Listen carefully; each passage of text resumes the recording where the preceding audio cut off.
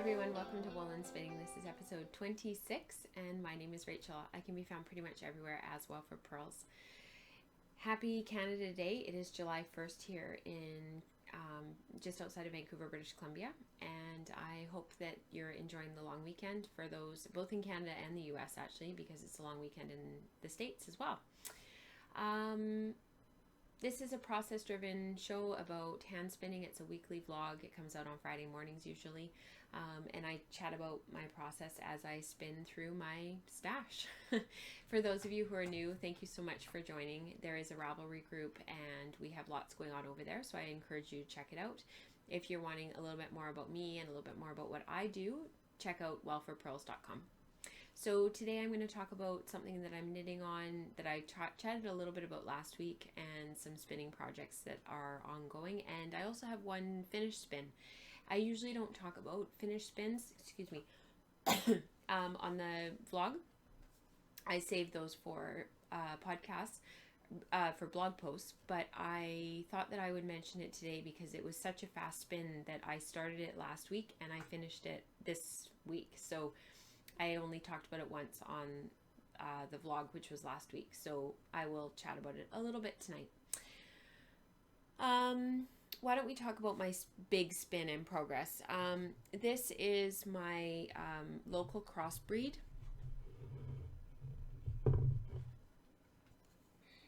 This is 2 big Lendrum bobbins, chocker block full of a crossbreed. It's a 100% wool, and I'm spinning this long draw. I have done these 2 bobbins, and I have 6 more bobbins to go. Like 6 more empty bobbins. I've talked about this before. I don't have enough bobbins to spin the entire spin, and my bobbins up I'm saving for Tour de Fleece. So this is actually the finished yarn, and I have been plying as I've been spinning. So I have 2 skeins that are finished, and the ply twist is quite tight because I want it to be quite a heavy wearing sweater yarn. It's for an outer pullover. I showed it to you last week, so check episode 25 if you're wondering more about the sweater that I'm spinning for. So I am going to hopefully this weekend skein this up, and I'm actually going to knit a big swatch and also a wrister distaff. A 2x2 wrister that fits on my wrist that I can use for spindle spinning that'll hold my fiber supply. But what I like about those is that I can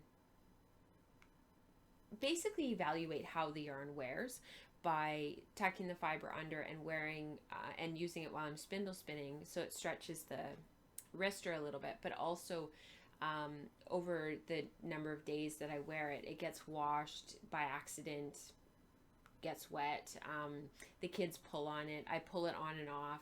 It's a great way to evaluate how yarn wears. And this yarn, because I did more tightly ply it, I'm really hoping that it'll wear a little bit harder than my 70-30 alpaca wool that I just did the same with and evaluated. So yeah, this is my Tour de Fleece spin.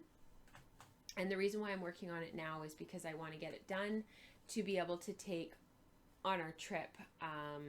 We're going on a big camping trip this summer, and I'm hoping that I'll have this all done to be able to take it with me to knit my sweater. So that is the first project that I am working on, and I've talked about that a lot. I'm hoping that it'll get finished up this month and you'll hear about the knitting. You won't hear about the ongoing continual spinning. The next thing that I'm working on, and I talked about this, I think I talked about it last week. I had received from my guild the mystery fiber, and the mystery fiber this month was, where is it? Oh, here it is. It was American Tunis. So this is it washed in raw fleece form, and it's been washed, and I put it back in the bag to sort of preserve it and keep it nice. And I've been combing it out, so bundle by bundle I've just been combing these nests of fiber, and they are just amazing. They're light and airy, and they're kind of like clouds, for lack of a better way of describing them. They're just lovely. This one's kind of small, but I have pre-drafted this one out already.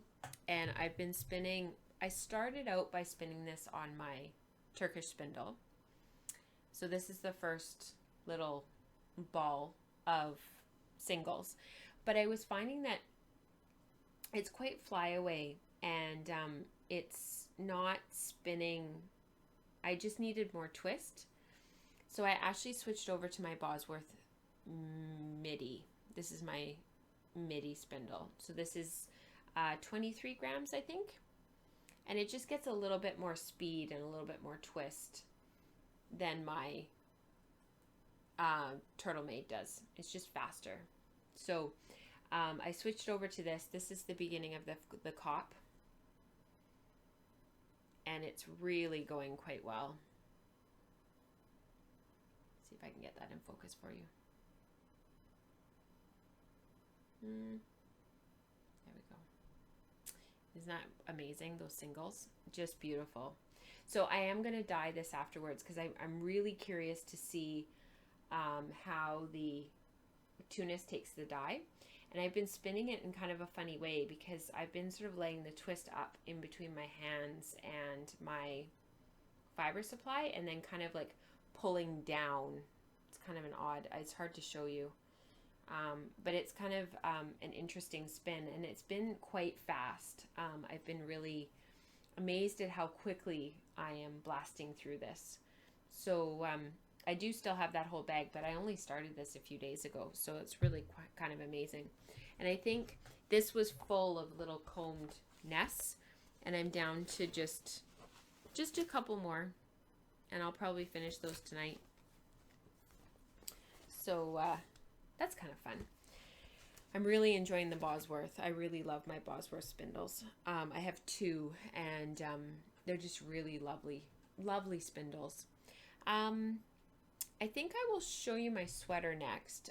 I was going to chat about this a little bit tonight. So this is my Falkland that I have gone on and on and on and on about, and I'm sure some of you are actually getting kind of sick of hearing about it. But this is what that yarn looks like knit up, and in the bottom here is the tulle stitch, which is actually a really interesting slipped stitch pattern. And it really seems to do a nice job of highlighting the yarn without taking away from the color of the yarn, because from a distance the yarn just looks brown, and it's quite tweedy, and I've talked about that on previous episodes about all the neps and the tweed and everything that's in there, and so it made it very difficult to spin, and it was very uneven, and even swatching it was really hard. So I cast on for the sweater. I showed you the beginnings of it last week. This is some of the yarn wound because I've ripped it out several times, but you can see all that tweed stuff in there, and it's really neppy. It's a really interesting yarn. It's incredibly soft. One of my friends made a comment earlier this week about how soft it is, which is great, but I'm not sure how it'll wear. I'm thinking that it might pill quite a bit, and some of this stuff will actually just fall apart, and I'm right in the middle of a row, which is the worst time to show you guys. So I cast this on, and I had shown you my progress last week, and I think I had like a good 7 or 8 inches at least. Anyways, it was over 9 inches too big, and basically what happens is the tulle stitch is actually quite wide. You can see on the swatch how it bells out at the bottom there. So I thought that I had calculated across the 4 inches how many stitches I needed for the tulle stitch, but it wasn't a big enough swatch, and it wasn't accurate enough. So what I ended up doing was ripping it out, and I recast it on. I knit again, and then it was too small. So I decided to just throw in the towel, and I am doing a top-down raglan. And the reason for that is because I can stop and divide for the sleeves whenever I'm ready. I'm just going to restart my monitors here, sorry. And I'm doing, again, sort of a featherweight type. I just finished a featherweight cardigan for those who follow on the blog. So it'll have this will have a really big shawl collar on it. But that's what the front looks like. And if you notice down here, over here, you see how the tulle stitch is actually like coming around. What I did was I actually, after I separated for the sleeves and the armpit, I started growing the tulle stitch out, so it's sort of traveling. It's really hard to show you because I'm in the middle of a row, but basically it's traveling out, and it's gonna make sort of an hourglass shape, like a sort of an A-frame shape. And what I'm hoping, because the tulle stitch is just a naturally bigger gauge, it'll actually give me natural shaping in the body of the sweater without actually having to do any shaping. So I'm going to see how that goes, and I'm just going to stop knitting when I get to a length that I really like, and it'll have 2x2 rib along the bottom. So that's what this stitch pattern looks like. It's a lot of patterning. I don't usually like this much patterning in my sweaters, but I'm really liking this, and I'm really enjoying working on it. So I'm going to keep going. So that is that. I'm actually really hoping that next week I'll be almost done. Like I'll be on to like the sleeves or something. So we'll see how that goes. And then the last thing that I'm working on, or that I finished, and normally I don't show finished objects on here, but today I am. This is Nest Fiber Studio, and this is the June Club colorway, which was Broadway. And I spun this on my Hound Design standard spindle, and he actually unfortunately isn't making spindles anymore. But I was going for sort of a Aran weight sort of ish yarn, and I ended up with a bulky because the organic Polworth really bloomed after washing, which is totally fine with me because I just love it. And I really love the color play and just the barber poling. It's really interesting. The coral and the red just plays beautifully against that robin's egg blue, and I just really like it. So it ended up being a bulky weight, roughly 6 wraps per inch, 6.5, and you can't really do a half when you do wraps per inch. It's either a full strand or not across the inch. But when I did it over 2 inches, it was 13. So that's why I say 6.5. And I only got 150 yards, so it's quite a dense yarn. And this is actually going to be a chevron toque that was an old pattern. It was free, and I still have it in my Ravelry library, from Kate Gagnon Osborne of Kelborn Woolens.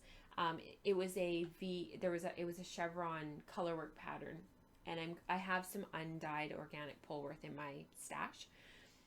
So I'm going to spin that up, and I'm going to stripe it with this, and I'll have another toque because it's my absolute most favorite toque that I've ever made, my original one, and I have worn it so much that it's actually starting to wear out.